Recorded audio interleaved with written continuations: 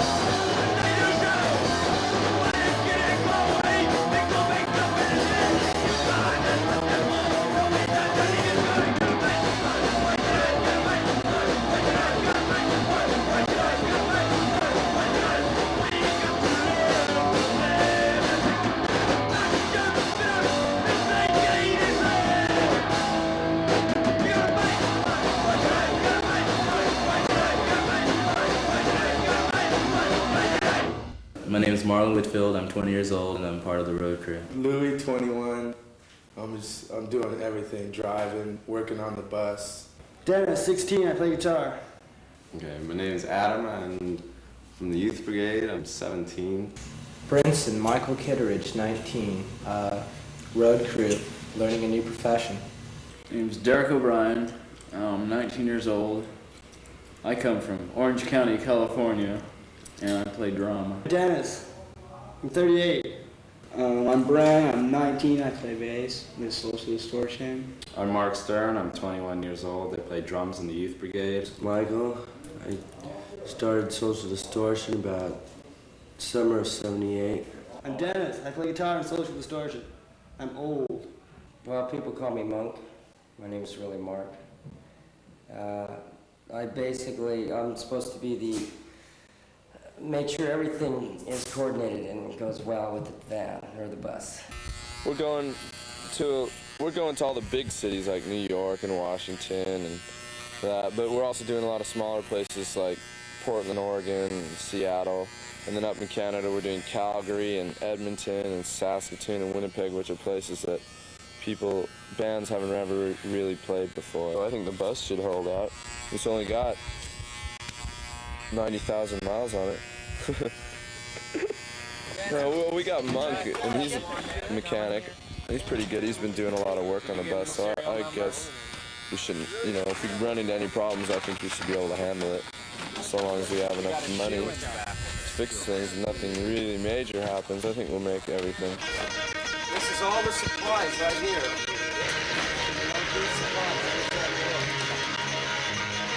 Is that everything? Yeah. All right, get Sean, let's get out of here.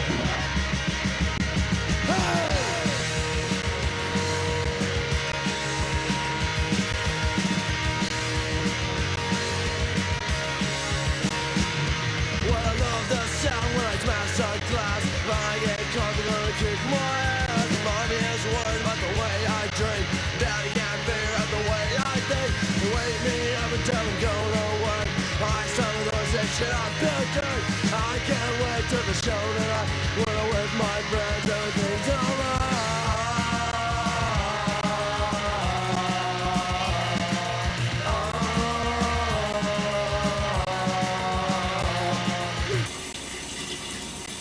I do this every day. It's just not only just for shows, but just before you go outside into the world. It's just my look. A lot of people laugh, but to me there's nothing funny about it.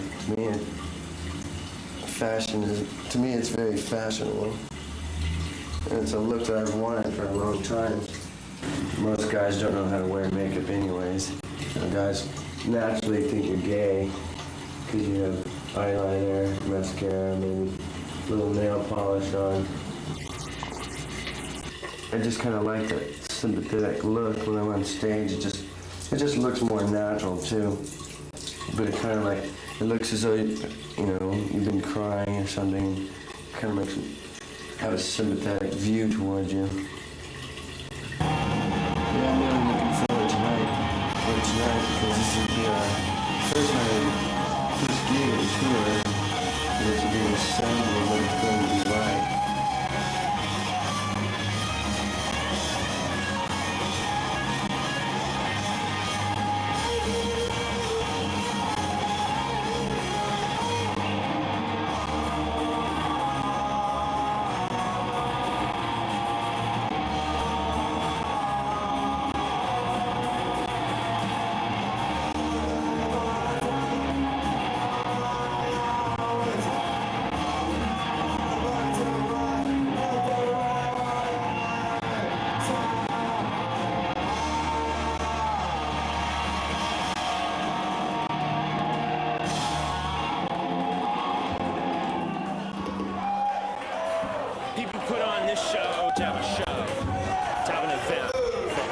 Whatever they fucking think, or whatever they call it, they put it on for the sake of that and not to make green. Anytime Steve Pritchard or any of these other assholes put on a show, they do it for the green. They do it to make money. And that's bullshit. The bands deserve the money. but half of it is the band's fault. The Cramps come through here and they play a bar, 21 and over. They ultimately eliminate 3/4 of their audience by playing a bar. What the hell are they gonna play a bar for? Who can go see them? Their fans can't fucking go see them. It's bullshit. The bands have got to accept responsibility. That's the good thing about this show, is the bands are out here, they're playing an underage show for nothing, man. $3 a head, it's nothing. The last time we played here, we got $250, and this time we got 40. God, we did a really good show. Everybody loved it. Get this out the front, please. It was a lot of fun. I think it was a total success, except for the fact that the son of a bitch ripped us off. They ripped us off at first, then we had to hassle him for more money just so we could pay the PDs. This is what he gave us. Rolls of pennies. Fucking cheap old fart.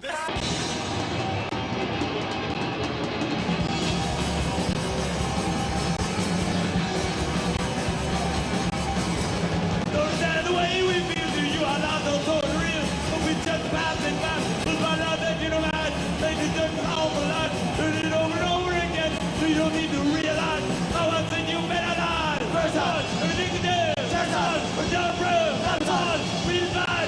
Get it in the eye. Get more than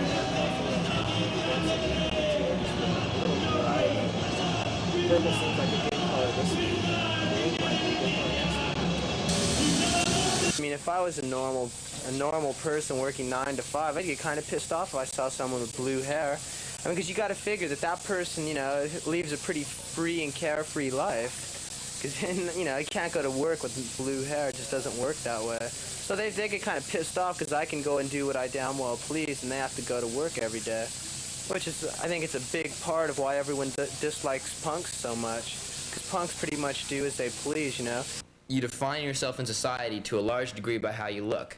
And if I wore topsiders and polo shirts and something like that, I would define myself as the nice middle-class kid who's ready to take up where my parents left off. And the fact is that I don't look like that means that I'm not willing to do that, and my look is a direct reflection of my attitude. I can no more change my look than I could change my attitude. I would feel unclean virtually going around looking like a prep. The reason why I look the way I do is because I don't like the quote-unquote Brooke Shields look. I don't like the everyday all-American girl, okay, because I'm not. Well, when I was little, you know, most people, like, they grow up and when they're little, they say, when I grow up, I want to be a doctor or whatever. I always wanted to be a clown, so that might have something to do with the way I look so strange. If I dress normal, you know, like preppy or whatever, I could be walking down the street and I could still get pulled over for just being black in, like, the wrong neighborhood, which has happened to me before. And being a punk makes, like, you know, I've been places like walking around like with blue hair or something, and I had some guy say to me, like, isn't it bad enough you're black that, you know, you have to go have blue hair? And he was gonna duke me, so it doesn't make a difference, like, really what I did, because if I was, you know, just black and normal, I'd still get fucked with, so I might as well do what I want to do and just take my chances. It's a part of being a black person in this country to be fucked with, and it's a part of being a punk too, to get fucked with. People dislike you. So I just deal with it because that's what I like to do.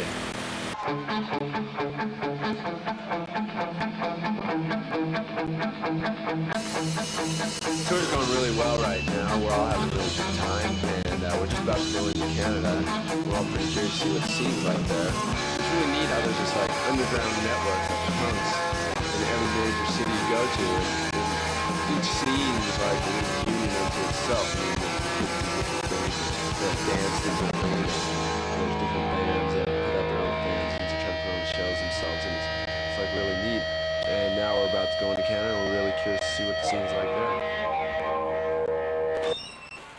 Come on in, have some chili. Welcome to Calgary Manor. Yeah. Grab a bowl. No. Grab a bowl. Have some chili. Hold it. Have some chili before you fill. One big happy family. Extra old stock, high test, Canadian beer all the way. 6.5% alcohol.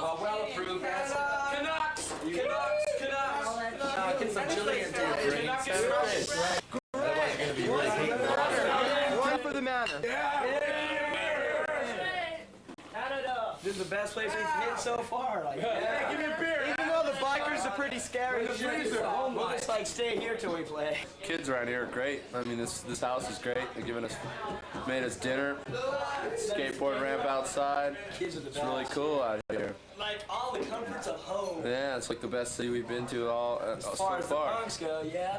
As far as the kids, yeah.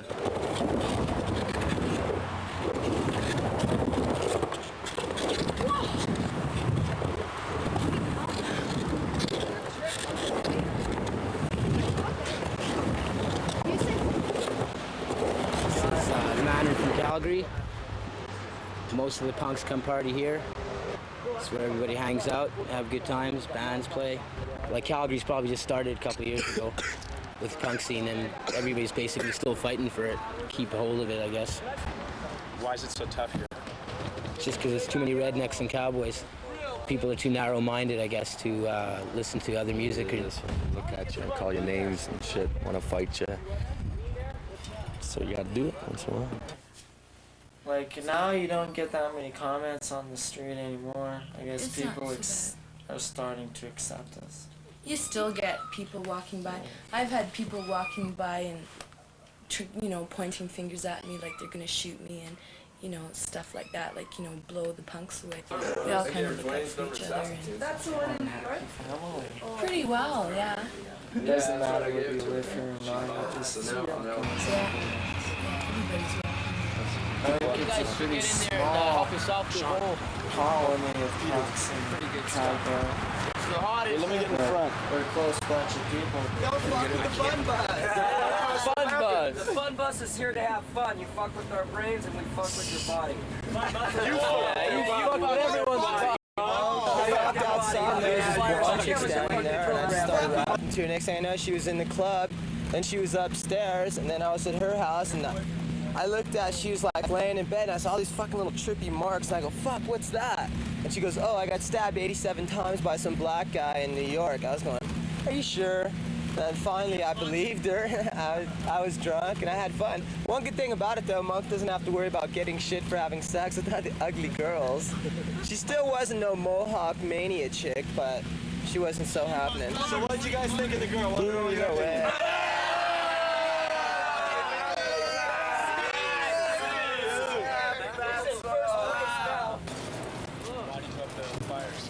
Why do I go up the fire escape? Because you don't go in the front of the bar. There's fucking these big burly guys up there that try and kick your ass if you walk through there. They say you're a fucking punk rocker and we're gonna kick your ass. So we got first, second, and third stories right off the fire escape. So we just go down the fire escape. The punks use the back door, so we just go into the back door, play. That way we never have to go in the front of the bar. You know, at least we know we've accomplished something. If we bum their lives, at least we know we're opening their minds up a little bit. You know, that there's just not this stupid little biker world that they live in. There's other things going on around them.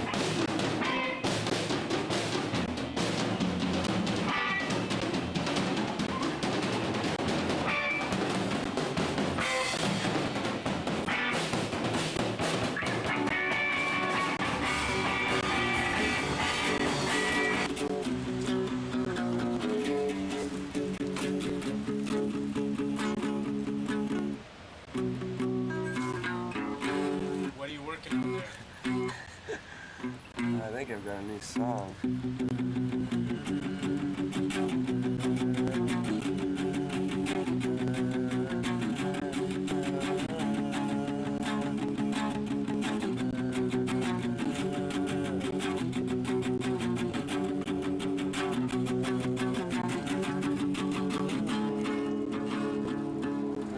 Try and put like some type of chorus that steps up, like.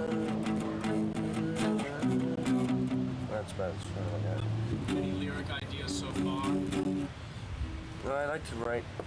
I don't know. I'm thinking about a lot of things on the tour. You know, I've got a lot of inspirations for writing some new songs. I thought of one title, something called Another State of Mind. In another state, in another state of mind. That was kind of witty. I'm playing in a band, I'm traveling, I'm making money. I'm making enough money to live. So, that's what I'm doing, I'm living. And I'm living my lifestyle, yeah. Give me your average day. Average day? Sleep in. Depends on what time I wake up. Watch, Twilight Zone or something. Eat. I watch General Hospital in Rockford. And then let's see, I used to watch, then I'd watch like, Mary Tyler Moore and Bob Newhart. I'd eat again. And, then I'd watch, SWAT and then Kung Fu, then go out. Drink with my friends, go to a show or something. Nightlife.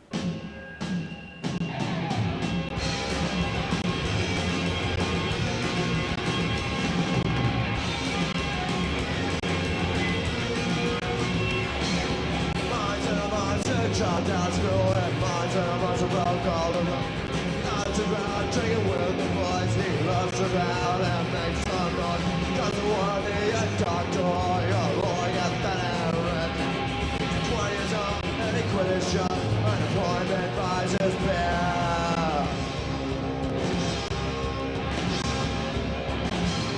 His brothers and sisters have tasted sweet success. As rise on that Monster, he's not a bad man. Mom is the old monster. Why call it all back?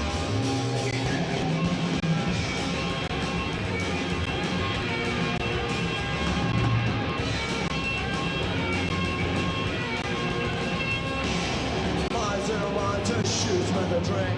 Mine's the one to have sex at 15. That for the street, she couldn't deal with all. Yeah, but with the boys in the back, her eyes, it'll never end. That's what happened to her face.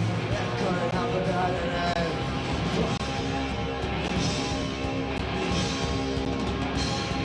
Her eyes are a deeper blue. She likes her hair that color too. She could even wear it. After the nation.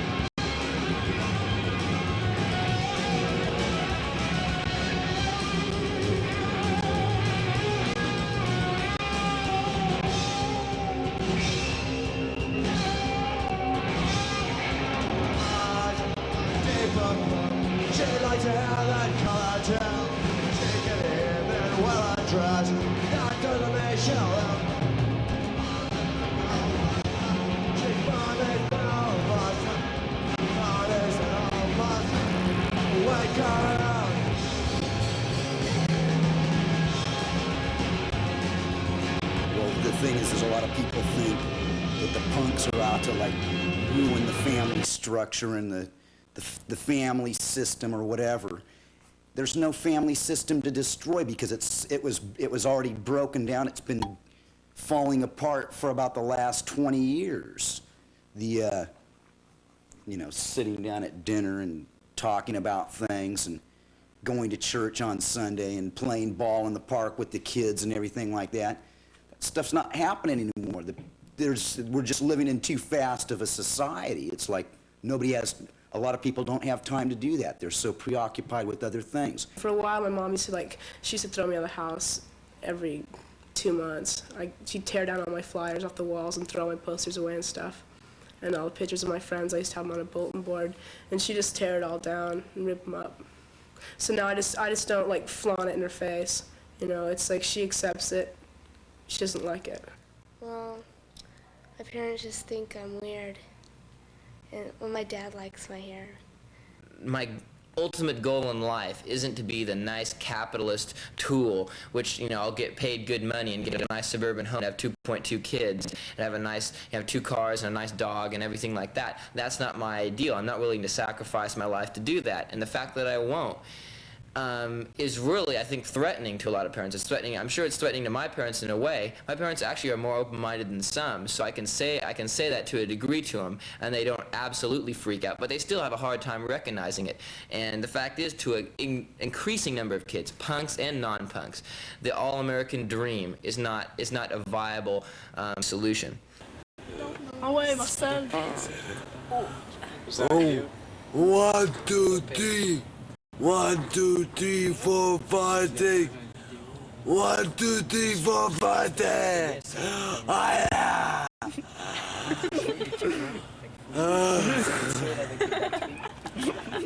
Tell me about, is this Marcel? Yeah. Tell me about Marcel. Me? Okay, 2 years ago, I used to see him at the club, and I used to think he was really cute, you know. And he was walking, he was all nice, and once he got hit by a car, and then since then he almost died, and he went into coma and all this, and then all his friends came to see him, and when his friend came to see him, he started to talk, and then he started to talk, and then he started to move, and soon he's gonna walk. Because, like, he's got willpower. He wants to walk again. He almost died, he was in coma, he couldn't even speak, and now look at him. He can move his hand, he can talk, he can go nuts and all this. He can even have a hard arm. Is that true, Marcel? That's true. That's true. That's true. I try to go and beg and snatch purses and beat up faggots with some friends of mine to get some money to go eat or get stoned, you know. And I like it better. I wouldn't like to be rich because I'm happy on the street. Because on the street I am myself. When I wanted a place to stay, I go in a club where stupid cunts go there, and I go see a homeless people, like go see for homeless people, and then I say to them, oh, I have no money, nothing to eat and stuff like this, and then they feel sorry for me, and then they make me eat, and then after a week they make me eat, and they give me up to stay, and then they want to screw, and then I tell them to fuck off, and then I go for somebody else. Always like this, always find my way. I am scared of people because people are scared of me because they think I'm gonna beat them up. I'm not gonna beat them up. What do your parents think of all this? Oh my, they just don't like me anymore. Because I used to be another person years ago. I used to be the nicest person you ever met. I used to be good at school and all that stupid stuff. But I found out by myself that it was not right for me.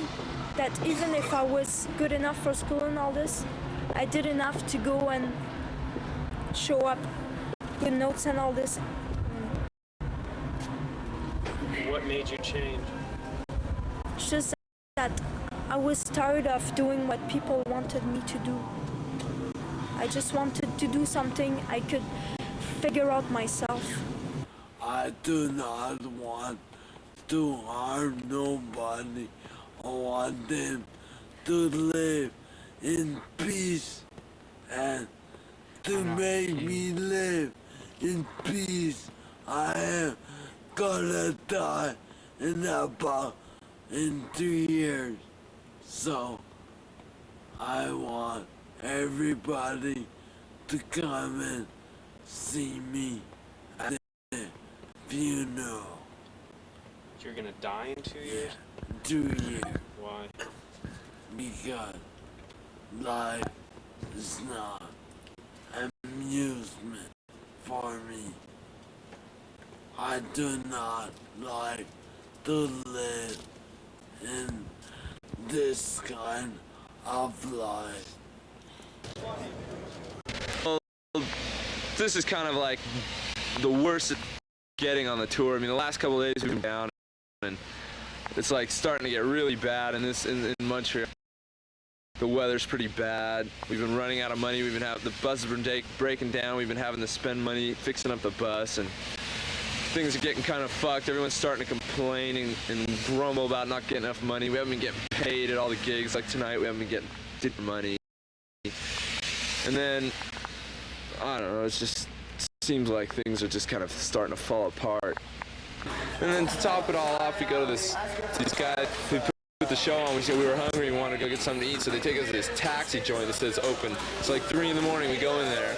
And this lady, this French lady, this old, ugly lady, wouldn't serve us. She wouldn't even speak to us in English. We knew she could speak English. We knew she understood what we were saying. And then she calls the cops on us, and the cops come and kick us out. We didn't do anything. All we wanted to do was buy some food. They wouldn't even let us eat. It was totally ridiculous.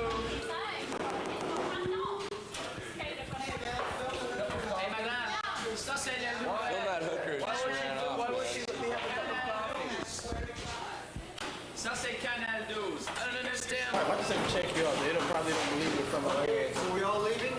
Yeah. Well, do we have a choice? No. Get her, she looks sleepy. The whole world is gonna see this. She's crazy. I guess she's afraid of us.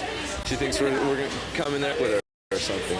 That's just the way people. It's a normal reaction to a lot of straight people that never think you're there to fuck with them or to intimidate them or something, you know. And a bunch of kids come in, they're kind of noisy and stuff. Maybe she gets scared, but all we wanted was to eat something. She wouldn't even give us a cup of coffee or anything like that. It was totally ridiculous. Come on, boys. Whoa! I've got knives on my house. Lady's a witch. The money situation is starting to get pretty down, and people are starting to get on each other's nerves. It's a big difference, I guess. Sick thing to think about, but unfortunately it's true. When you're hungry and you don't have any money, the best things don't look as great as they before. What about unity? What about unity? If you're hungry, nobody's unified. You know, if you got nothing to eat, there's nothing to be unified about. Can't be fed on unity.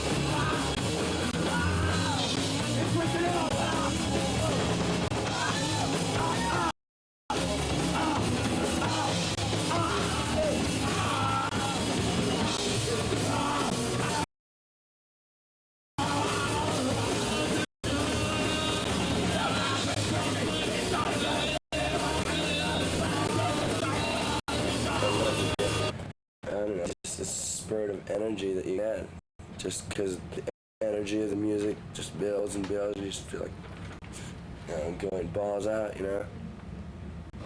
That's why I did it.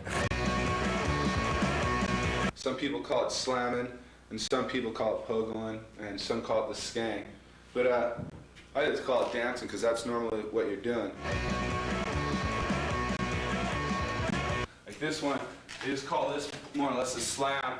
It's just keep going in a circle, keep moving your arms and stuff, and just bouncing off people, pushing them away. Then you'll see people stepping out through the crowd like this, pushing people off them as they bounce into them. And then also, there's also people, you'll see them, they'll be doing the pogo. They're usually pretty close to the stage. And as you keep moving around in a circle like this, because that's the way the pit moves, is in a circle. People jumping off stage, you push them away, and just try not to get out of that circle, because if you do, you get out of the beat. And that's where the energy's at, is in the beat.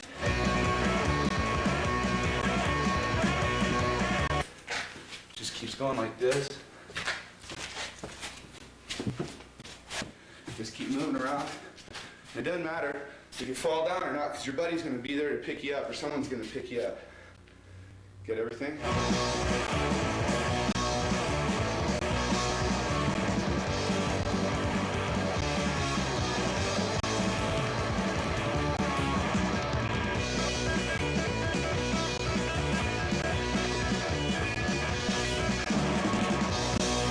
Well, the slam dance is just a real aggressive type of dance. It's almost like, you know, something you would see in a football game. But the people that are doing it, they're all basically friends. They know each other. So nobody really, very seldom gets hurt. It looks very violent, very rough, but, you know, everybody just bounces off of each other, rolls around. They just have a good time. You can get hurt. You can if you're a girl. So from a girl's point of view, I don't think that slamming is advisable, or I don't even think it's. I think it's pretty stupid, but it's a good thing. It's a good way to get your aggressions out if you're a guy, because you can go out there and guys can usually handle it. I used to slam dance. I used to be the only girl out there slam dancing. And I got my leg broken.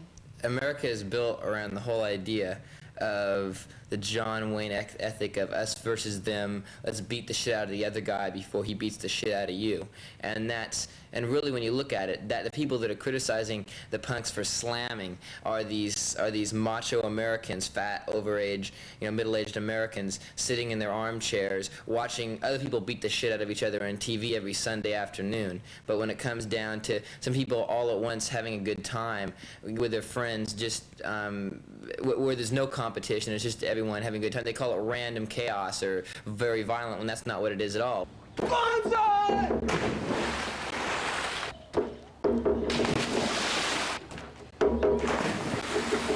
Okay, well, we come out here on weekends and practice stage dives, and because sometimes if you're at a gig, you can get hurt if the crowd splits, or you mostly try to land on your feet or towards your feet or your butt, so you don't really crack your head open when you hit the ground. When there's no gigs happening, we just go here and just let our aggression because of school and parents and everyone. It's just something to do. If you fall, or when you're slamming, if you fall down, everyone stops and they help you. They pick you up, they make sure everything's okay. And if you're hurt, they're going to help you out. Well, sometimes you try to land, not feet first in the people, because I've landed feet first in somebody's head and got beat up for it, and it wasn't too much fun. So, usually just practice out here and try to land sort of like at an angle where they can at least slow you down before you hit the ground or catch you or whatever. Just so you don't get hurt and don't hurt other people.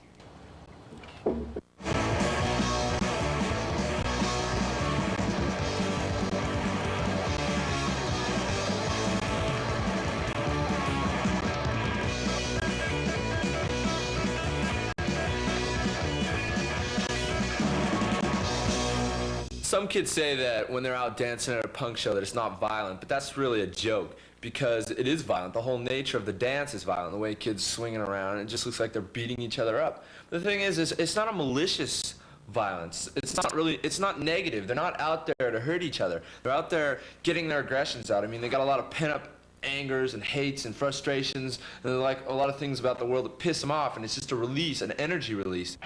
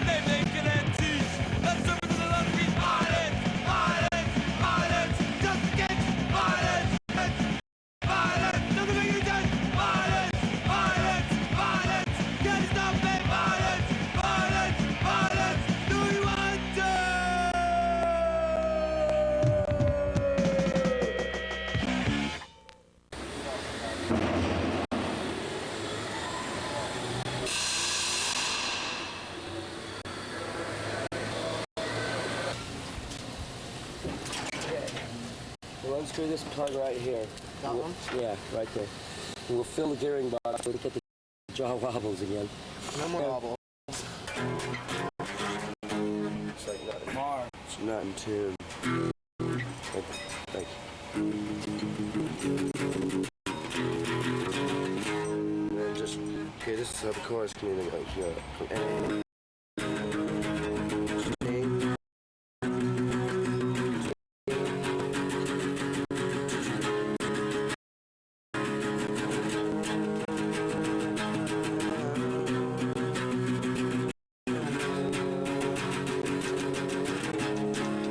more melodic. Well, try. Just 1, 2, 3, 4, and vocals. 1, 2, 3, 4. Okay, so remember that change? G. Fire. Okay. Then start it. Hang on a minute.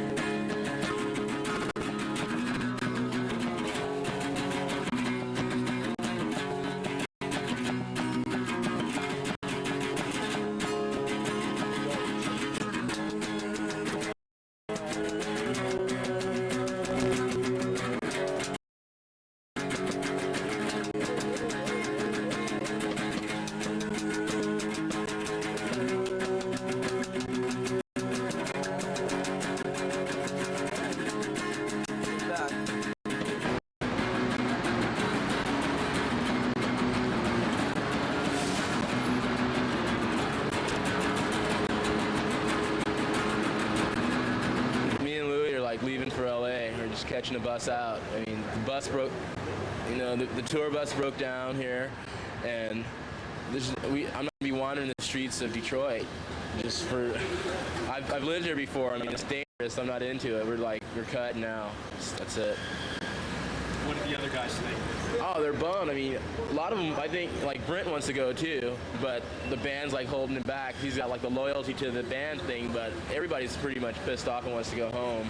I think they're just like holding on to something that's like gonna fuck up pretty soon anyway. I don't feel guilty for leaving because everybody's tired of it. I mean, 11 guys in a bus is just like, it's cabin fever. Nobody's like was prepared for that, dealing with everybody else's personality and stuff. And I just happen to have to get home.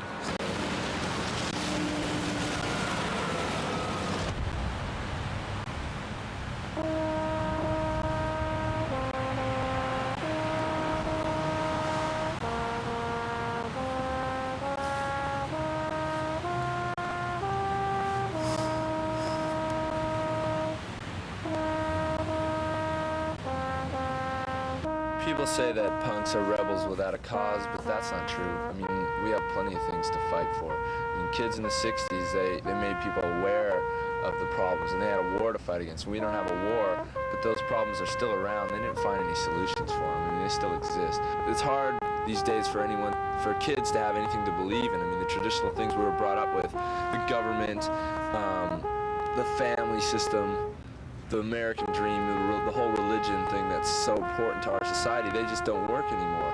It's all falling down around us. We can see it every day. It's just nothing you can believe in. We live in a government right now, we're under an administration that's trying to regress, go back to a golden age that doesn't exist, and they sincerely believe we can have a nuclear war, and that's a really scary thing, to grow up thinking that these people are any day are just going to blow us all up. And the whole family system that we were brought up on, the American dream that our parents realized of going to school and getting a good job and getting married, and that would make you happy, but that didn't make them happy. Most of our parents are getting divorced. Most of the punks come from broken homes, and they look at their parents and they say, well, if that's the way they turn out, I don't want to turn out like that. I mean, it's not going to make us happy if it didn't make them happy.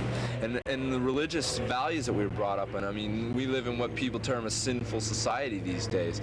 Those religious values that we were brought up in, they just don't exist. Most of us look at ourselves as individuals, and as far as following some sort of dogmatic religious values or code, we just won't do that anymore. How many times has someone come to you and said, friend, what you're doing to yourself is wrong. The way you're living is not right. You need to turn around.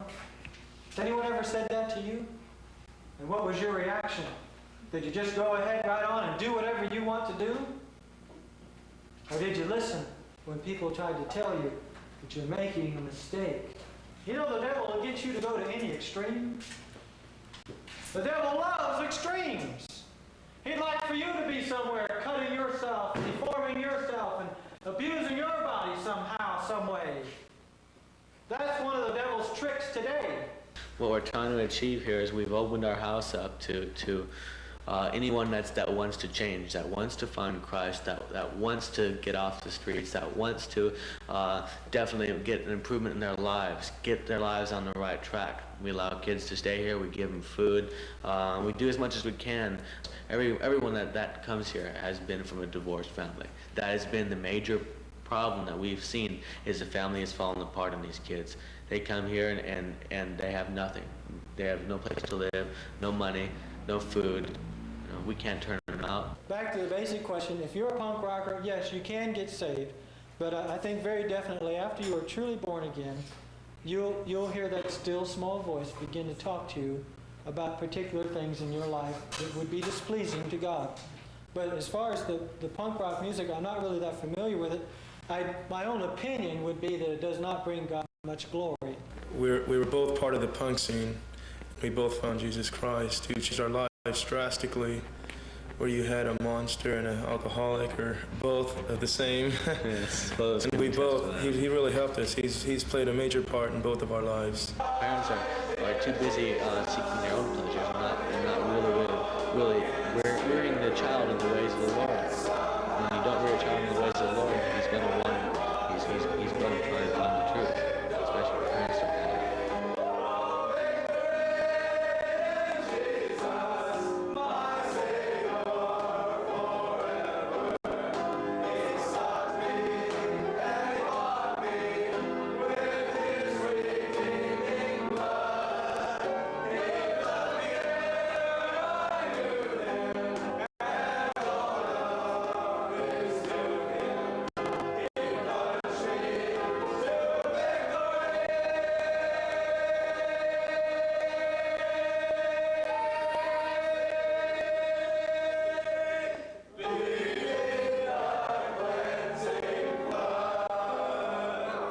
One of the, I think, the presets of punk is that you don't accept morality, just a code of rules for no reason without thinking about it. Is that morals and institutions, stuff like that, should be questioned just like everything else should be, and that organized doesn't go along with that. Accepting what some preacher says just because he's a preacher and claims he does something in the name of God is really stupid. And it's the preachers and the Reagans and people like that who end up killing millions of people in the name of us versus them, or in the name of some religion or their country or their flag or whatever. And that punks, I can't imagine a punk accepting what Jerry Falwell says or some other asshole preacher. We can say bad things about the church and everything like that, but it's just another crutch. Like some kids drink, some kids take pills, some kids go to church. Rollin', rollin', rollin', keep the bus a-rollin'. Rollin', rollin', rollin', keep the bus a-rollin'. Rollin', rollin', rollin', keep the bus a-rollin'. Rollin', rollin', rollin', keep the bus a-rollin'. That's all they know.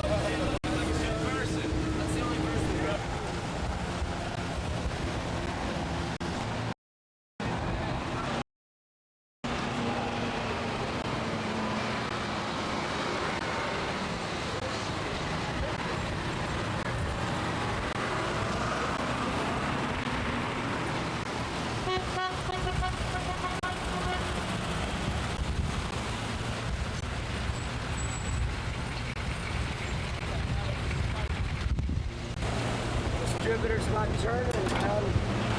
I mean, I don't know what the fuck, man. I didn't hear it do anything. I was, the same thing it did like. I didn't even fucking hear nothing, man. I was sitting right there. I was right behind you, man.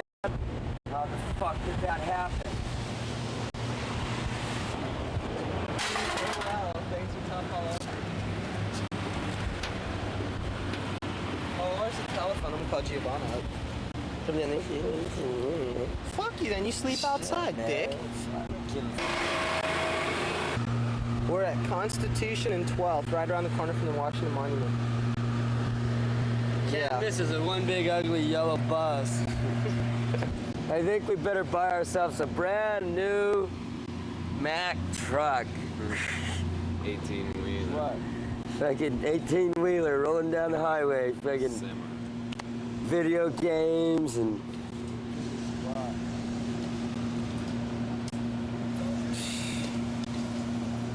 It's a good thing we're a mobile society. And they already went out and bought hamburger meat, rolls. They got beer from the basement, a couple cases. So you, me, and Brent are gonna style. Shine the rest of the rats in the sinking ship. Well, I'm not shining them. I got them a place to stay at least. When are they gonna come pick us up? They're like, bring the station wagon. Well, just bring a car for 3. Everybody to their own life. When the times get hard, the fucking people get moving.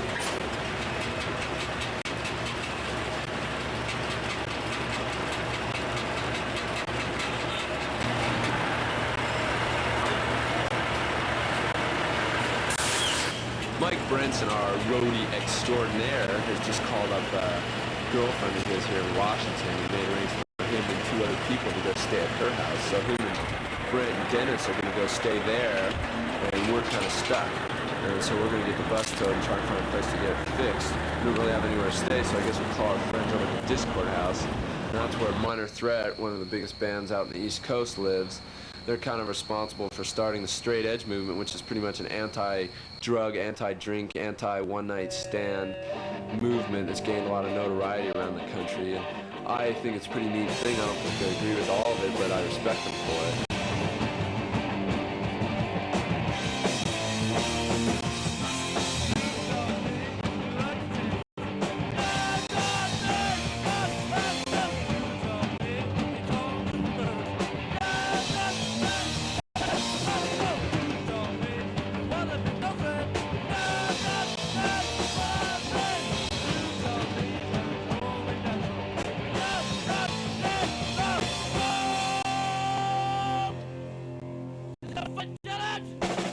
People in our age group used to sit around, get fucked up, throw bottles, drive fast and whatever, and, be ruckus and be rowdy and all that shit. And that was 5 years ago, and when I became a punk, my main fight was against the people that were around me. The kids, my friends, the people I saw, and I said, God, I don't want to be like that, because I didn't feel like I fit in at all with them.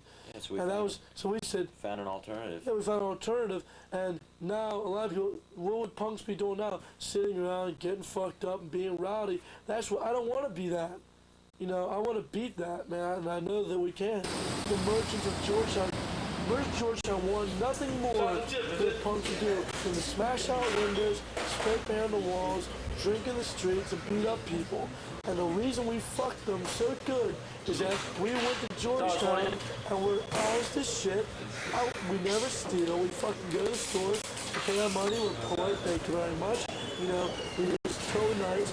And best of all, we're fucking got our heads shaved, we're like punk rockers, and we're totally going against what they want. I've always been straight, you know, most part. I've never smoked dope in my life, you know, and then I realized, because I was sort of an observer of all my friends and how fucked up they were getting, and how stupid they were acting, kind of a deep hate for it came in. Straight edge is not like, it's not a set of rules. Straight edge is just. We're above. It's not we're above. No, I think I was saying, oh, I'm. Yeah, it's not saying I'm better. It's basically saying I got my head straight. I've got my shit together, and that's why I've got the advantage on you. As far as people emulating me, or not emulating, but just because I don't drink or because they feel like it's a set of rules, I could just try to say to myself, well, at least it's like not. At least it's not a bad set of rules. At least like not. Just like, at least I'm not saying, you know, shoot heroin. We were playing Baltimore, and with all the excitement, all the action on stage, or, you know, the sling got busted, a wire got pulled, a microphone got broken, I don't know.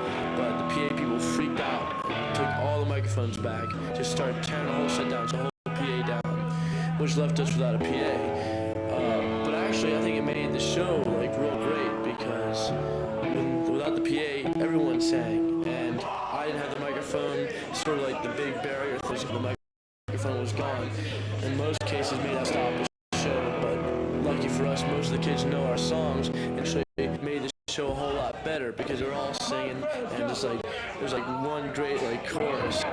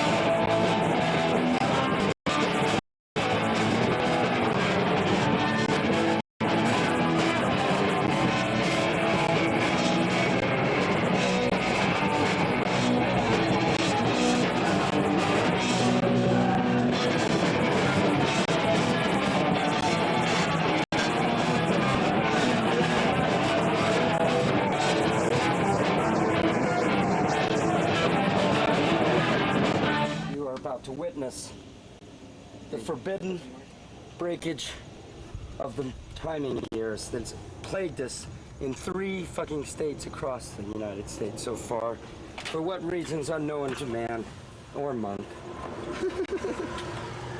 And there it is, as I hypothesized. Look at them, there they are, all broken bastards.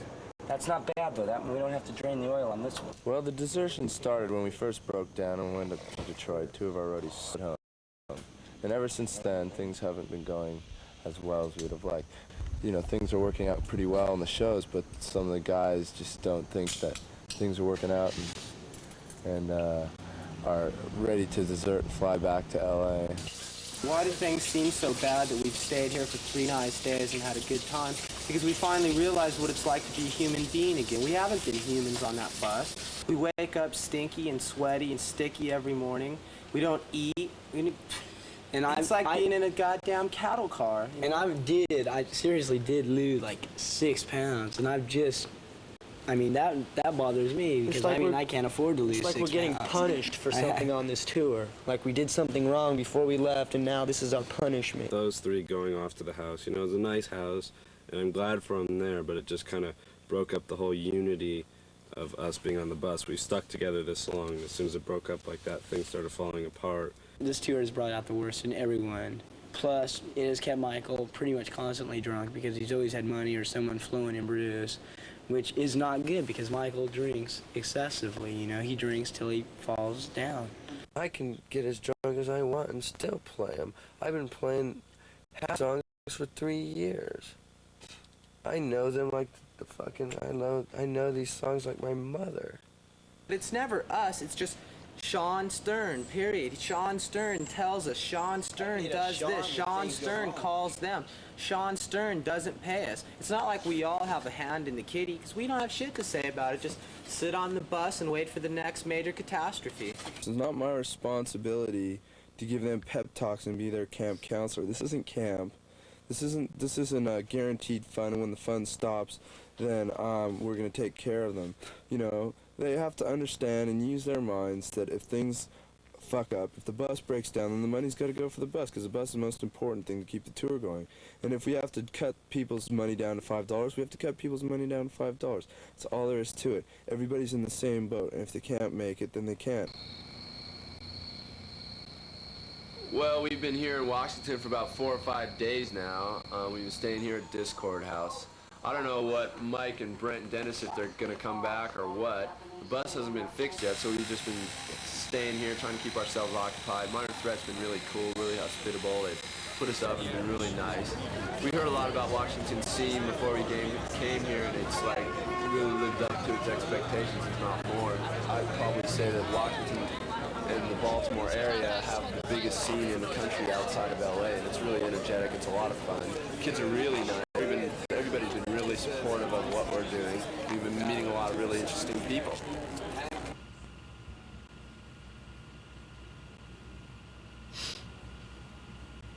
I think that people should sculpt themselves in a way that expresses what they feel, and that's why I did my hair this way, and that's why I do my face this way, because out of the misery I felt like death, and that's probably closest to what I look like, is death. I think a lot of people find it repellent. I think a lot of people find it sexy and attractive, because they're going home to the same old thing every day, and if they see an interesting sculpted woman, I think that's one of their fantasies is an interesting person to be with occasionally, besides the same old wife that they go home to every day. Sometimes I look and I'll see people that I used to know, or that I've known, and I'll be like, Christ, man, when this person comes back from wherever they are, they're gonna freak and say, what the fuck did she do to herself? Like my mom. She's like, thinks I'm really beautiful and smart and everything, and she thinks I'm just wasting it, and that she thinks that everybody laughs at me, and that really bums her out, so we don't go out together or anything like that. She just thinks, that I should wear Izod shirts and try to fit in, but, it just doesn't work. My mother's shrink won't let her see me because he thinks it's real destructive to her, even though he thinks I should do what I want. I'm 23, I should be able to do whatever I want. I don't go see her because it upsets her. I was 13 and 12, and I was going away for days and days, and my parents weren't real fond of that. I was addicted to Seconal and Valium, and I was living in my closet for a while. A long while, and I was always cutting myself up, bashing things into my head. My stepfather beat the shit out of me all the time, so I felt like I should punish myself too. And so they kicked me out of school for being downed out all the time, passing out in class and stuff. So then the shrink said that I should be put away, and I was put away for close to 2 years. And even after I came out of it, I was a total place. I just always imagined myself alone as an old woman. I could just see myself in my rocking chair with my grandchildren, telling them all these bizarre stories about my life, because little kids love old people to have interesting stories. I just want to have a family. I don't have a few kids, 2 or 3. I just help them out and help them be people that understand other people and tolerate everyone, you know, or at least try and understand everyone's point of view. I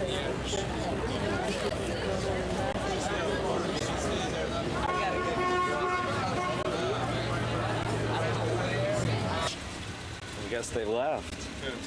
Brent, all Social Distortion. Yeah, all of them. Brent, Dennis, and Derek. I thought there was more strength in the band. I thought we were like one group, you know, like stick together to the end. They just think they can make more money back in LA, so they don't see why it's worth their while to be all over America promoting the band when they can make more money playing a show in Los Angeles. They all want to go back there where the money is. But things start to look a little brighter, man. I'm gonna start looking for new members. And I will keep the same name, and I will keep the same songs. Everything's kind of faded to black on the tour, so I might as well do my hair black too, kind of a little reflection of the way things have gone and the way I feel right now. So I'm kind of depressed. We've been here a week. I've been getting harassed a lot. I'm getting in a lot of trouble, sort of. Everyone's just kind of down because the tour's going so bad, so people crack under pressure. We'll limp on home in decent fashion. I think we've only got 2 shows left or so. Would you call it a waste of time? Fuck, no way.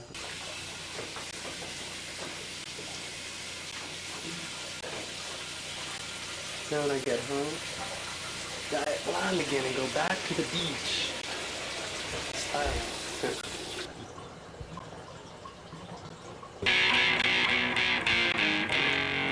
Well, looks like I just got the song finished. I've been working on this in the past month. Called Another State of Mind.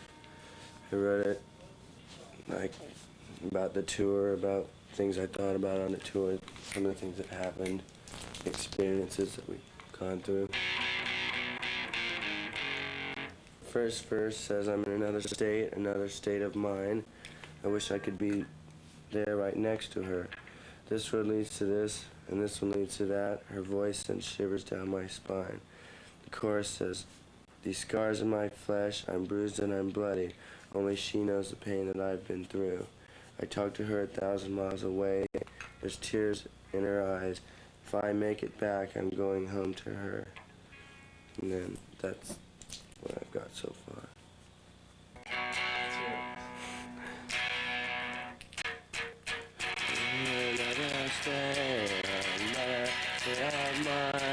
I wish that I could be there right next to her. This road leads to this, and this road leads to that. Her voice sends shivers down my spine. These scars in my flesh, I'm bruised and I'm bloody.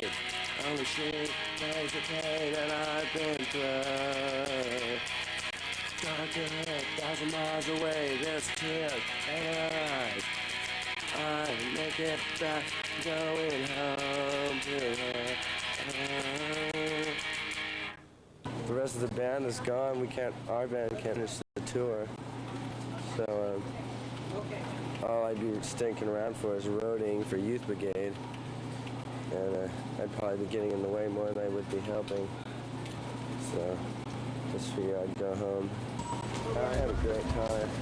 It was fun. It was the best summer I ever had. All right, man. Take care. Don't badmouth myself. Don't badmouth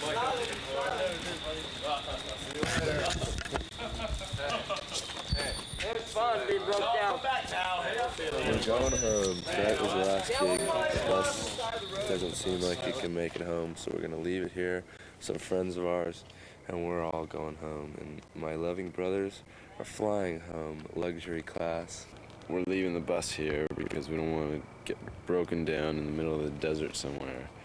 So we'll come back for it. There's no place like home. There's no place like home. There's no place like home. Okay, we're going in the video truck right now. The one that's Three been of following us. us around from LA this whole time. Oh, my hand. Hey, Mom, 30 hours, right like this. You see it live on television, Mom. Just like this, 30 long hours. Leave him here, leave him. Climb in, Mom. Get to your spot for the next 2 days. LA, next stop, see you later.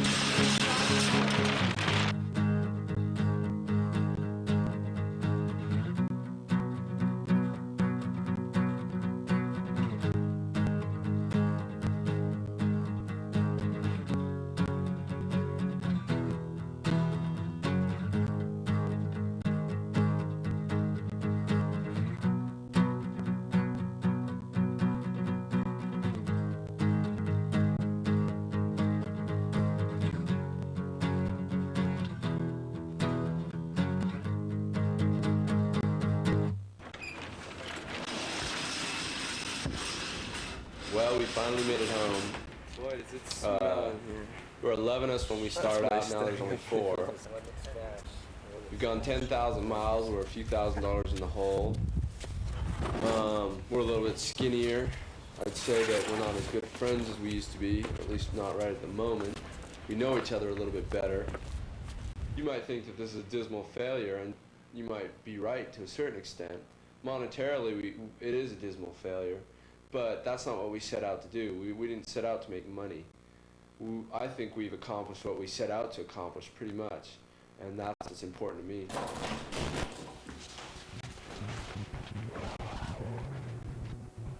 Was it worth it?